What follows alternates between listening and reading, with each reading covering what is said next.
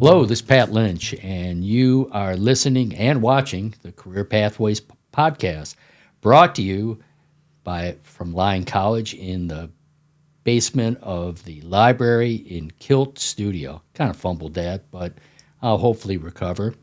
With me, as always, making the magic happen, behind the board, is producer Cheyenne. Say hello. Hello. Okay, yes, I couldn't do it without her. Joining me today is Kevin Jenkins, athletic director, Lyon College. So we've talked to Rodney Mays, basketball, Chris Douglas for football, but now we're going to the top. Well, Pat, thank you so much for inviting me. Looking forward to spend a little time with you. So hopefully we can have a good conversation. Well, great. Well, the way we always start it was just a general question. Tell us about yourself, kind of where you're from and kind of what brought you to where you are now at Lyon College. Pat, I came here back in the 80s as a student athlete. Yep. Men's basketball brought me here. Then I was able to transition into an assistant coach. Then I became the head basketball coach for 18 years. And then during my last 4 years as the head basketball coach, I transitioned into AD, head basketball coach. And then in 2013, I transitioned then to just full-time AD. Yep. And that's what I've been doing ever since 2013 till the present. Everybody, I think, assumes they know, but I'd love to hear your answer on what is involved in the athletic director position, like kind of, all the responsibilities that you have.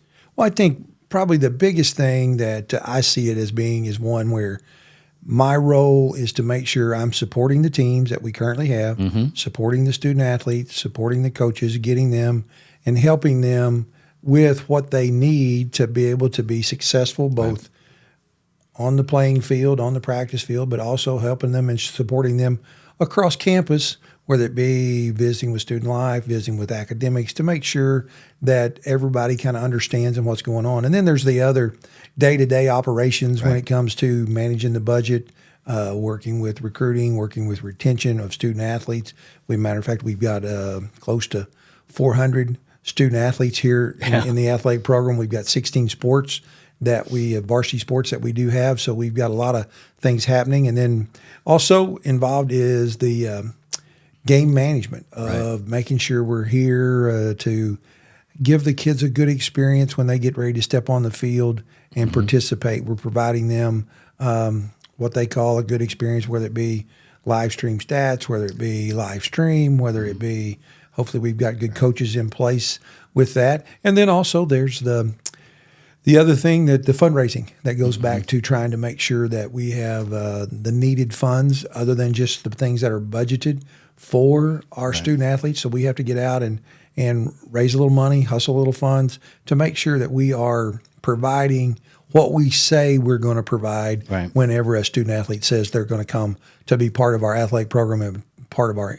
institution. Well, the big change now is the football stadium, right? That we're bringing it here on campus. Yes, we're really looking forward to that. It's one where we've been very blessed to have some folks step up to help us. Bad Boy Mowers, which will be Bad Boy Stadium. And then we've got some local banks that have stepped up, First Community and Merchants and Planners have stepped up to help us, and also Bank of Cave City. So we've got some local partners. And I was here whenever we, one of the leading people to help bring football back to the modern era, to the campus. And it was one where we talked to the board, talked to the faculty, this is not just a Lyon College football team, it's a community football team. We wanted to have small college football on Saturday afternoons for the local community, not just Batesville, but for the surrounding areas that are starting or that had football. You look at probably in 2000, Batesville and Newport, maybe Heber Springs, maybe, and Highland might have been the only ones that had football. But now everywhere you turn around is at Midland, Southside, Cedar Ridge, Cave City, Melbourne. So there's schools that are all within about 15 miles or 20 miles that have football. So it's one we felt like we could be able to do this and really bring a something additional, not just something additional for the college. Right, and they're playing Friday night, obviously, and then come on by Saturday and come visit us. The football stadium's going to be kind of done in phases. Is that Yes, correct? it's one where we're hoping to, by kickoff of the first home game, September of 25, bleachers, press box, restrooms, then hopefully a concession area, and then that'll be phase one. Yep. And then if we go ahead, it could be phase two, even go altogether if we find the funds that we need to do to complete the project. But then after that, there'll be kind of a plaza area, then hopefully have a space for visiting team stands and some other things that are out there that we're looking forward to trying to get accomplished. And we'd like to be able to say it was going to be all be completed by September, but it's got to be done in phases whenever the funds do come available. Oh, yeah. And, well, that and weather and who knows what else that gets thrown your way. That's exactly right. If the weather stays like it is today, they won't be doing a lot of work. Yeah. I was, you were talking about the banks. We had Dale Cole from First Community Bank in the studio last week and brought him over. And when he finished with Cheyenne and I brought him over, and he was part of Worldly Wednesday with Coach Douglas. And so he was, he really enjoyed it, just being able to talk to the young men, and they asked a lot of good questions, and I was really floored. At the end he gave his email and just kind of almost challenged them. You want an opportunity? You want to talk about being part of our family at First Community Bank? Here's my email. And so, Dale and I are just waiting to see, who accepts it. But yeah, Chris was talking about, like, in his office, he can hear almost his office shake when they're really going at it and starting to move some earth and everything. Yeah, it's one where it's talking about First Community. It's one I know Mr. Cole and Borstover, those people have been good partners with us in a number of different things, not just athletics, but especially in athletics, and helping us be able to get some things done and accomplished. And I know he served on our board for a number of years, and so we're very thankful for the bank and his support to help us do what we are here to do, which to provide an excellent educational opportunity and provide hopefully excellent athletic opportunity for the kids that decide to come to Lyon. Excellent. One of the big initiatives you've been involved with was moving Lyon from NAIA to Division III. Could you walk through everything that was done? Because I kind of saw it from the outside, but I can only imagine the level of detail and the work you had to put in to make that transition work. Well, it was trying to remember back. It seems like it's been a long time ago, but really it wasn't. But I think it was December of 22 or maybe December of 21 that we decided that Division III was maybe the best fit for where we needed to be with our athletic program. And so at that point in time, there was paperwork you had to turn in, things to get ready for the NCAA submitted, and then they will make it a determination in February or March of that following year to see if we would be a candidate for an exploratory year, which would mean they could look at us and we could look at them and decide whether we thought it was going to be a good fit for us. Well, that wasn't, I guess, good enough for us as a college, so we decided to apply for a waiver that we could get through year one and the exploratory year altogether. So we went back, provided them all the paperwork, and then in June of that year we were granted the waiver. And so in September of 2022, we were then started our year one of our exploratory year. And so we spent a year as an NAIA member and NCAA trying to follow the same rules. So a lot of paperwork involved, trying to make sure you're adhering to both organizations. So we went through that year, and then 24 was year number 2. And now here we are, we're in year number 3, and in 24, 25. And at the end of, hopefully by the May of this year, we will have all of our paperwork. We've got one more report we have to do. Right. And then by hopefully by the end of June, we'll get the same answer from the NCAA that we will be a full-fledged Division III member, which that means that we can compete for NCAA championships. Right.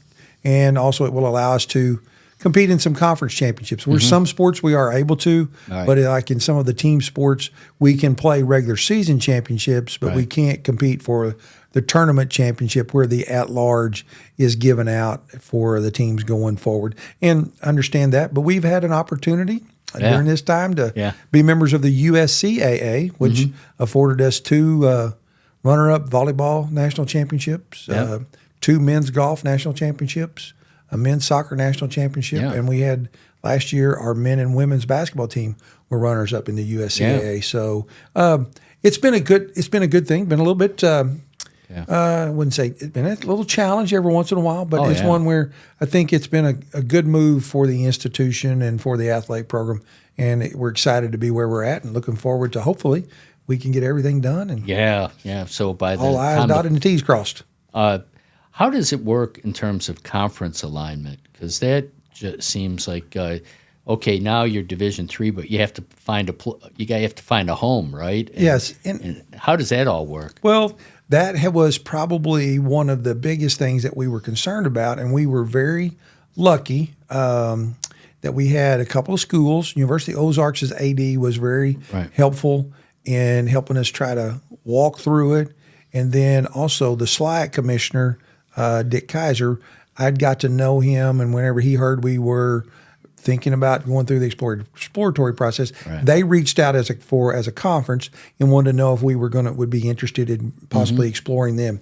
We had a couple of opportunities. Dr. Tavener and I both went and presented at both conference ADs, presidents meetings. We were very lucky. We were given bids as we walked out the door at both meetings that they would like to have Lyon College be a member of their conference. But we chose the SLAC is a little better fit far as distances, maybe a little more like institutions, athletic program sizes, similar. But we're the SLAC. But that was a big thing, and we were very fortunate to be where we're at because there are people out there now with the NCAA membership to become, if you want to get in, you've got to be sponsored by a Division III conference before you can even really apply and be considered for Division III membership. That's a rule that was put in place instead of, I guess they were worried about people just applying and not really knowing what they were going to do next. And so we were lucky to be where we're at. Now, all of our teams, are they all in the SILAC or SILAC? No, we're not all in there. We've got all of our sports except football. Football is in the SCAC, which is the Southern Collegiate Athletic Conference, and it's a long-standing conference. But they had football, but kind of went away. But then they brought it back, and so we're going to. Hendrix is joining that league, and so it's going to be the Hendrix, us, Texas Lutheran, Austin College, McMurray, Centenary, and then I think we will possibly have Shriner in the fall of 26 to be where we have a 7 members participating. So we're an associate member of that, and then the rest of our sports are in the SLAC, the St. Louis Intercollegiate Athletic Conference. So for football, then it'd be one Arkansas school and then a lot of Texas schools. Yes. Yeah. But that's kind of got to play. Play who you got to play. Yes. So we're, and all the other ones in our other conference, we've got Mississippi, Kentucky, Illinois, Missouri, and Arkansas. So there's 5 different states located, and it's interesting that the name is the St. Louis Intercollegiate Athletic Conference. But back in the day, whenever it was formed, it was mainly St. Louis area institutions. Yeah. What changes are necessary to be NCAA member? Is there do they come and do audits, or how, program reviews, or how? Because all you hear things in D1, and all of a sudden now the NC ruled against them for recruiting or this or that, and I imagine there's a set of policies and procedures. we've got, of course, there's NCAA Division III rules that Yeah. we have to follow, and then it's one where we've got certain things that we must meet. There's sports sponsorships, which mean you've got to have so many sports that you play in the fall, so many in the winter, and so many in the spring, and then you've got to complete and have so many contests in those sports. Right. Plus, with so many participants, have to participate in those sports, and so. We were pretty well set in that aspect of it. We're still, it's always one where certain sports are always a question, but we're not the only one that has that. But for the most part, that was pretty good for us. But the big difference was moving from athletic scholarships to no athletic scholarships. Right. And so there were some kids that were that didn't necessarily lose money, but we were, when it comes to the recruitment side of it, Right. The athletic scholarships. So if a student athlete decides they're here and they came to play whatever sport it may be, but they decide that they don't want to be part of that program, or they want to concentrate on their academics, or it's too much time away from their studies, they can walk away from the sport and they will not be in jeopardy of losing their scholarship. I know that's one where it's a lot different, where in the NAI and Division II and Division I, if you decide that you're not going to play, there's probably a 99% chance that scholarship may not remain. And so then that student athlete has to make that decision on whether they want to stay at that institution or not. And I think that's part of it is hard with coaches, because you want to be able to have a student athlete be part of your program and not walk away, because then you have to recruit another one.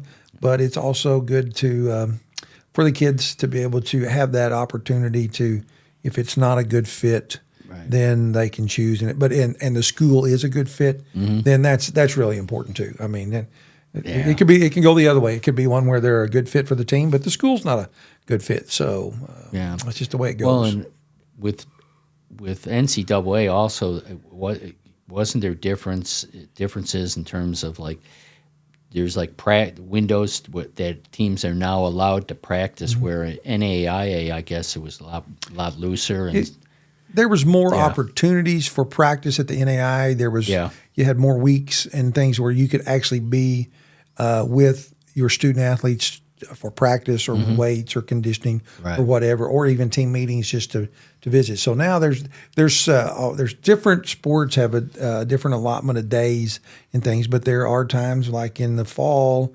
when baseball and softball are here, we can't have a lot of contact with them. They're here. Part of me as the AD, I think it's important to be able to, as coaches, to be able to have those contacts, because they're the ones that had that first contact of bringing them here, but that's the rules, and so we have to do that. But it's also been one where, for a little bit with sports information, athletic training, game management, and other things, is there's a reduction in number of contests. Where basically at the NAIA level, we could play 28 basketball games. Now we can only play 25. We could play 50 baseball games, and now we can only play 40. So there's not as much what I call the carryover sports in October to November. Soccer and football and volleyball are almost done before we really get started with men's, women's wrestling, men's, women's basketball, and indoor track. In the same way in the spring, we're almost finished with basketball now, and baseball and softball are just now beginning to start. Whereas in the past, at the end of January, 1st of February, we were playing baseball and softball, and we might have 2 baseball games, 2 softball games, and 2 basketball games all on one Saturday afternoon. And that was definitely a challenging aspect to get enough workers and other things to be able to cover it all. Baseball in January doesn't sound too appealing. No, I think, of course, we played last Friday, and I think it was pretty. It was a pretty tough afternoon when it comes to the weather and how cool it was out there. How as an athletic director, what involvement do you have in the recruiting process? I'm basically one of the things that I'm not. I talk to the kids if the coaches want me to bring them by.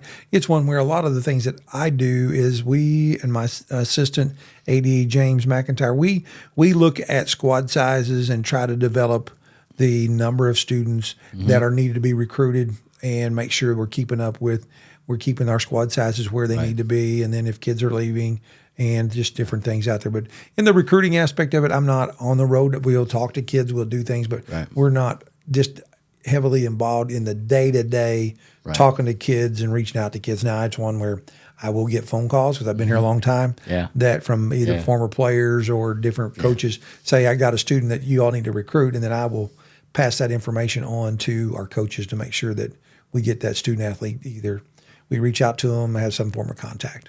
Yeah, because recruiting, it was funny. I was talking about recruiting with Chris Douglas because Chris, I'm a marketing person, and Chris he would have been a great salesperson.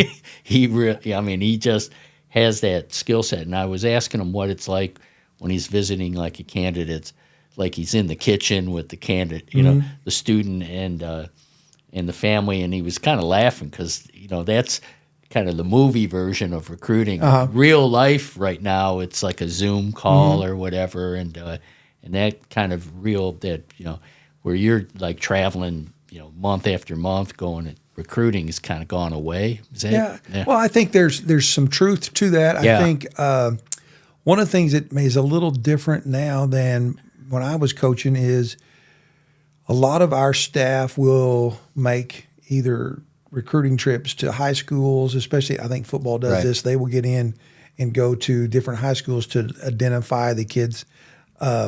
Baseball, men's, women's basketball, volleyball. Right. They call them showcases or summer ball, some of those things.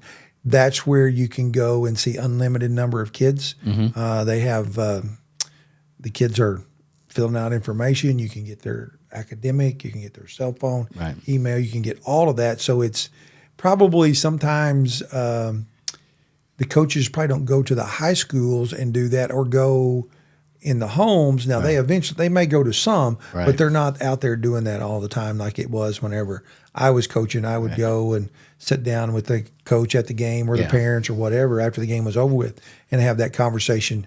Now it's all done by electronically or digitally. Yeah. This is kind of like the get off my lawn segment, or portion of the interview. But if student athletes, have they changed over your career as far as like where they are now versus where they were 20 years ago? That's a good question, Pat.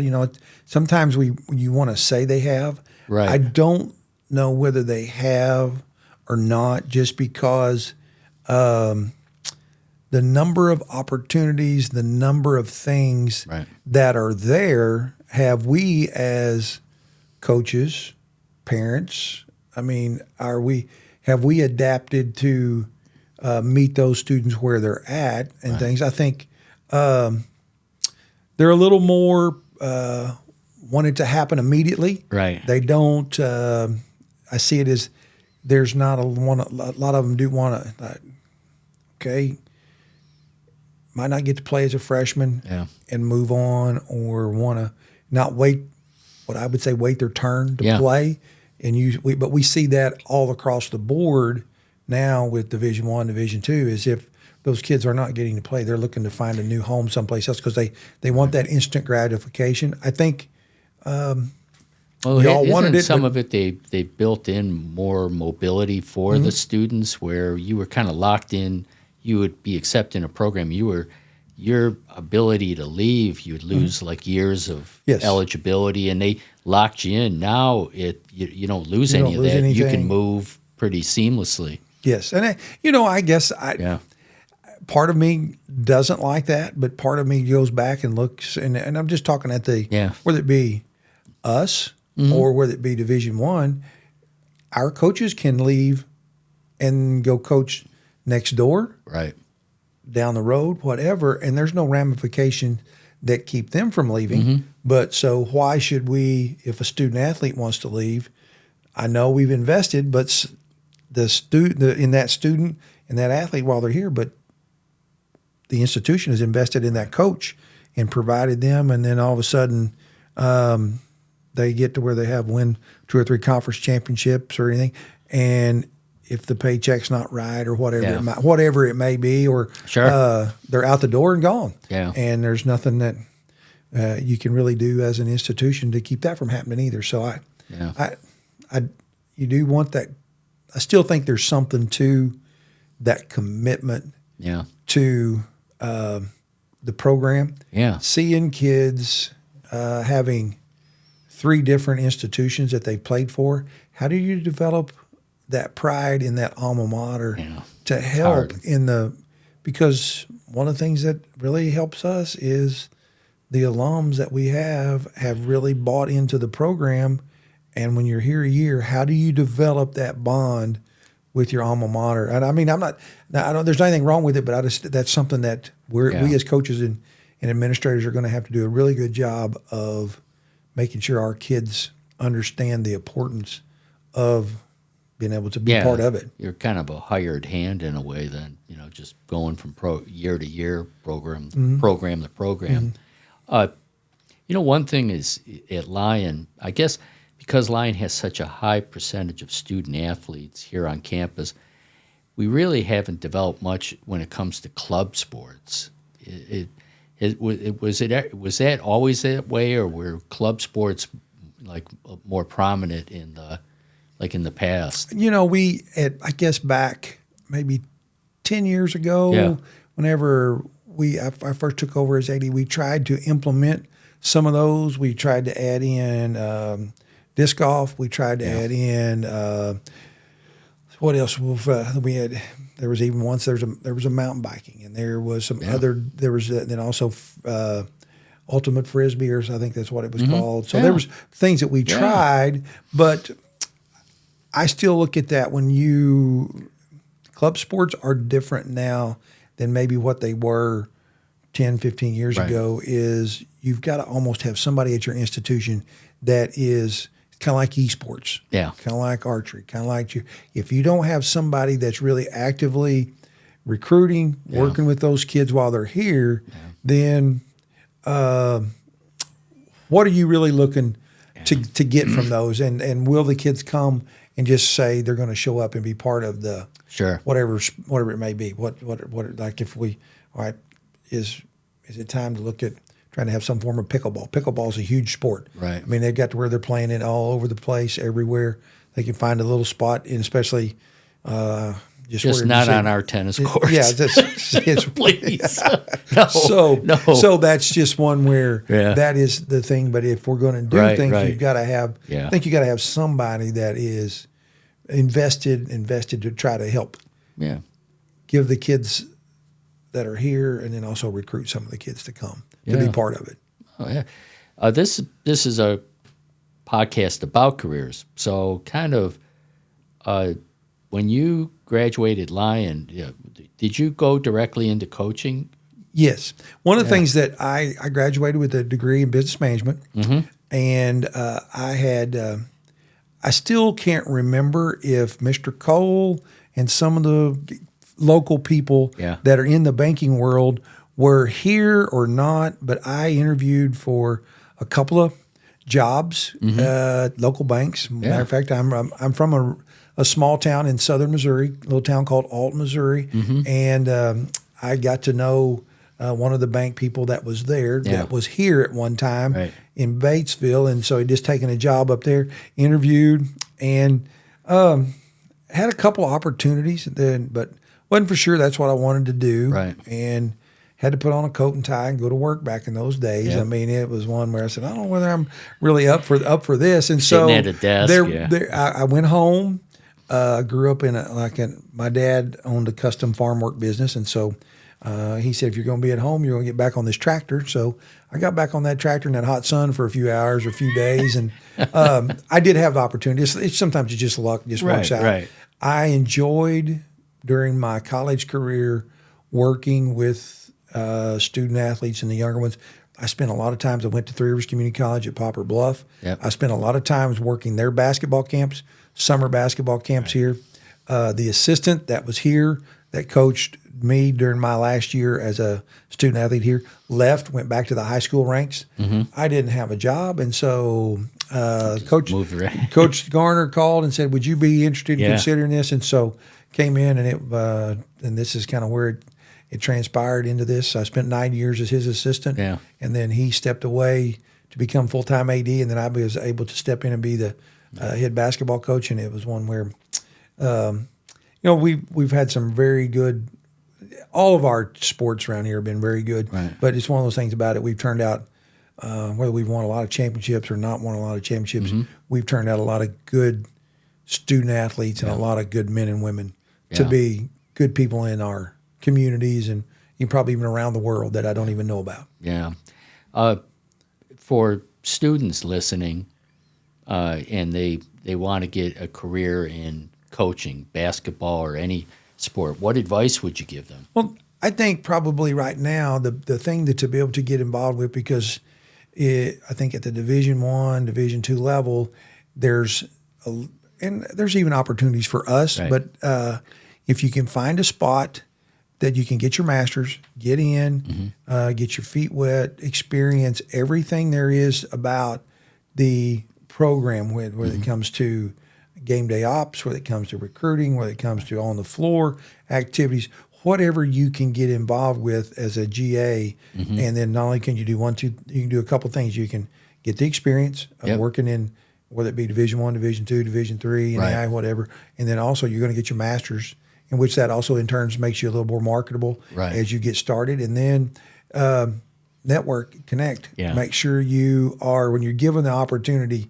to go to a convention or to go to a clinic, make sure you do and you reach out to whatever head coach that is. And then when you're going through your season, make sure you may not, you compete hard against the opponents, but get to know the opponents, because there might be a chance that that coach needs another person, and always put your best foot forward, no matter win or lose.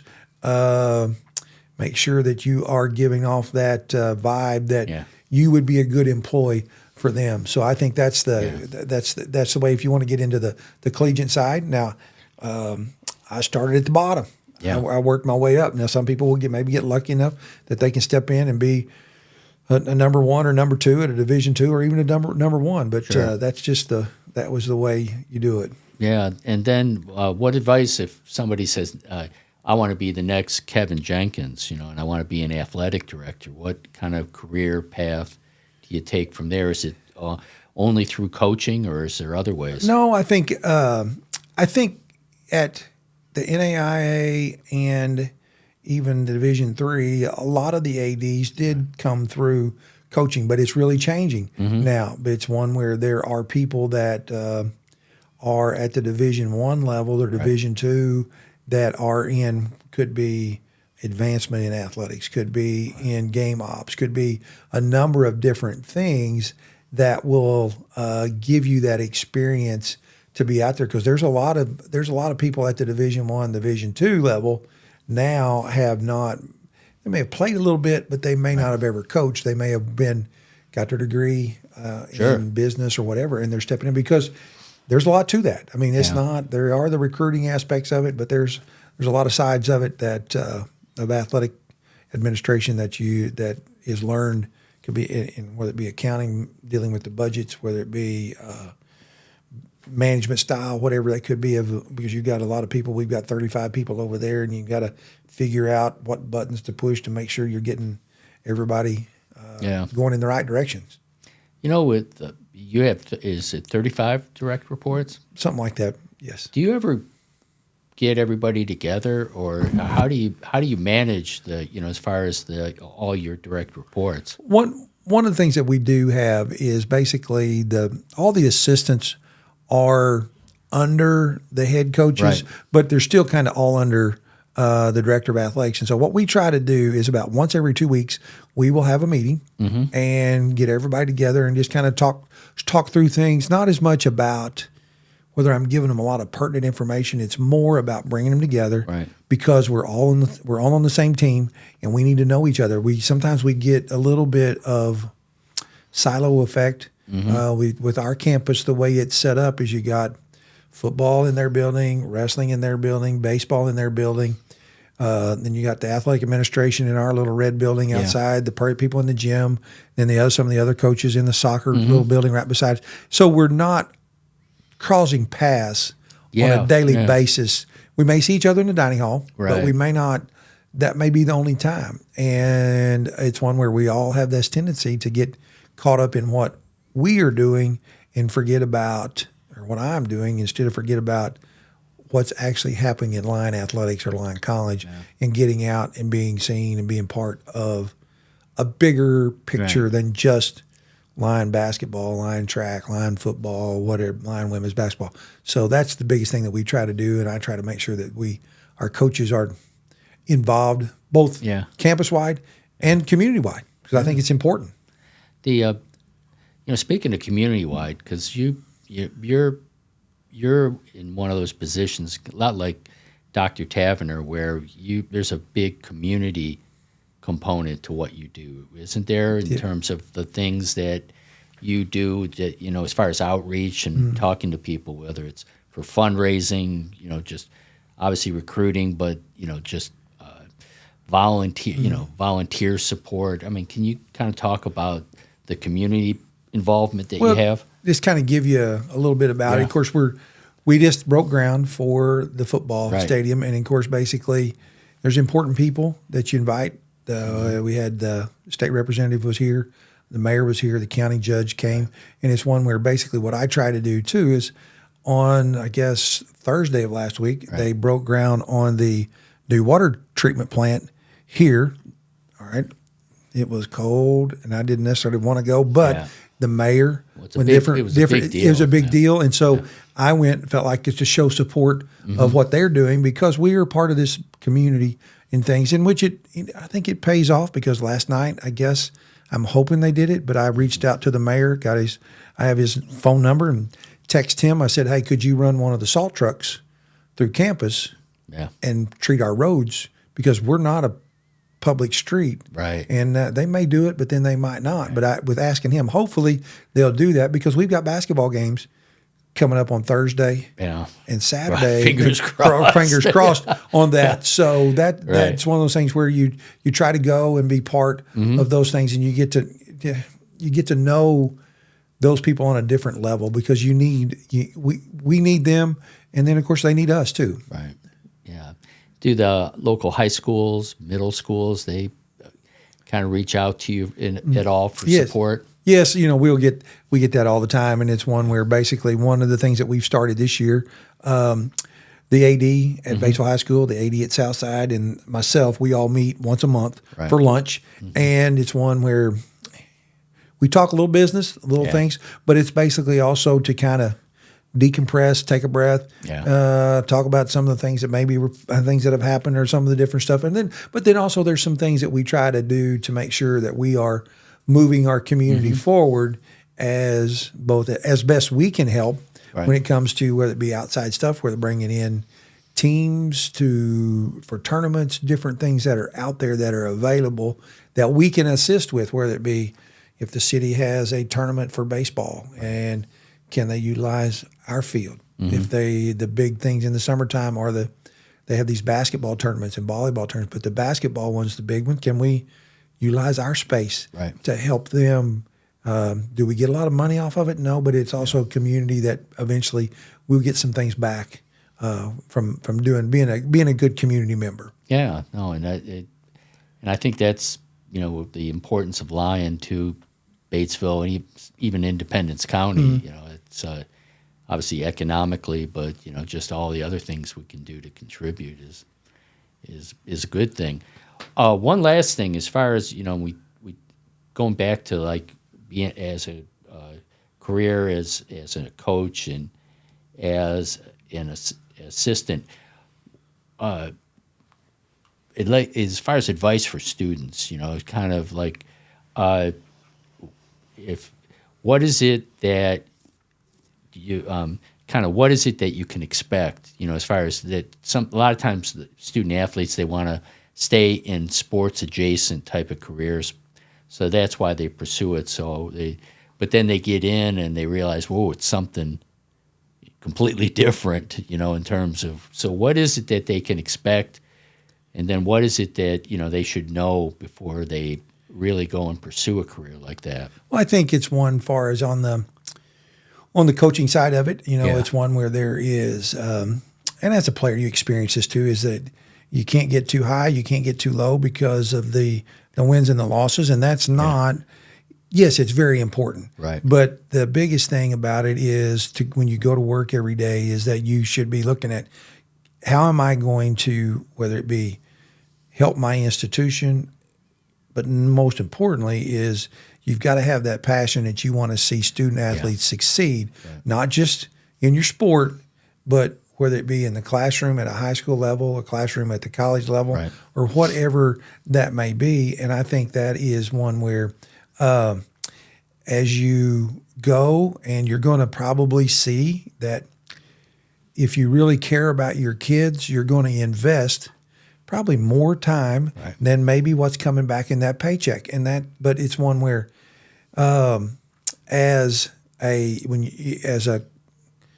student athlete or as a coach, you may not see that, but it's one where I always looked at it like this: is somebody invested in me as a student athlete and took the time, and I said, I think that's what I want to be able to do, is to invest in the student athletes and help them, because I was able to have a good experience. And if we don't have good people like that, those opportunities of student athletes being able to have a chance to continue their career in sports, but also get an education, are going to become fewer and fewer. And so it's one where we've got to, as that, you're going to be one that it's a challenge daily day, because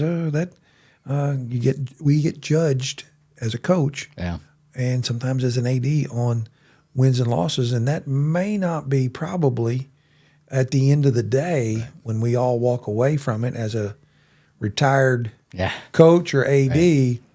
That's probably not what we're going to be remembered for. We'll be remembered for what the lives we touched while we were doing what we were doing, and what did we do to make things better for that institution, or better for whether it be the leadership of the institution, or what did you do to help that one student athlete that might have been a thorn in your side that may turn out to be one of the leading doctors in the country or something like that. So I think it's a fun job, but it's also a hard job. Yeah. Well, you live by example, Kevin. No, it's I see it all the time. So thank you for the interview. Well, thank you very much for having me. It's been a pleasure, and looking forward to a good spring season for our sports. And go Scots! Go Scots! Go! All right, and thank you. I'm fumbling again. Thank you, everyone, for listening and viewing the Career Pathways podcast. We always hope that you subscribe so that you can listen to us every week. We also really hope that you give us a review.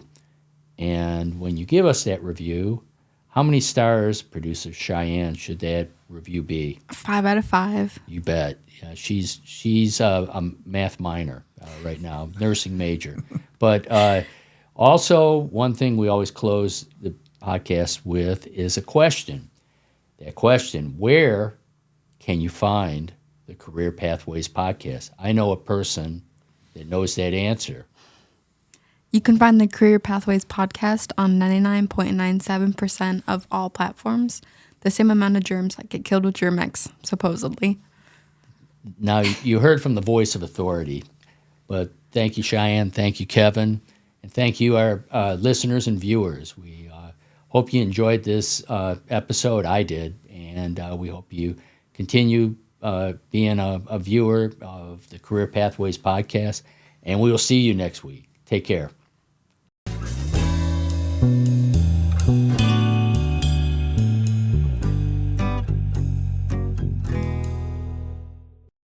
This broadcast is sponsored in part by Lyon College and by KILT Studios.